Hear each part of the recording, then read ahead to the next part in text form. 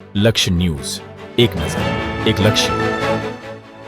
રાણપુરના બોટાદમાં કરોડો રૂપિયાની દબાણ હટાવ ઝુંબેશ પર પાણી ફરી વળ્યું. સરકારશ્રીના આદેશ બાદ બરવાળા પ્રાંત અધિકારીની અધ્યક્ષતામાં રાણપુર શહેરના મુખ્ય માર્ગો પર દબાણ દૂર કરવાની વિશેષ ઝુંબેશ હાથ ધરવામાં આવી હતી.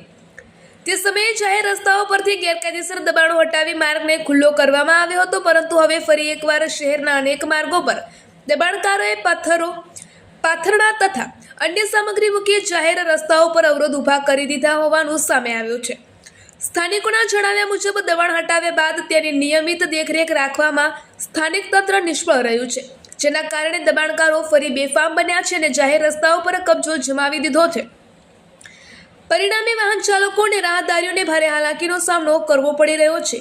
નગરજનોમાં એવી પણ ચર્ચા ચાલી રહી છે કે સરકાર દ્વારા દબાણ દૂર કરવાની કામગીરી માટે કરવામાં આવેલા ખર્ચ છતાં જો થોડાક જ સમયમાં સ્થિતિ ફરી યથાવત થઈ જતી હોય તો સમગ્ર કામગીરીની અસરકારકતા સામે ગંભીર પ્રશ્નો ઊભા થયા છે.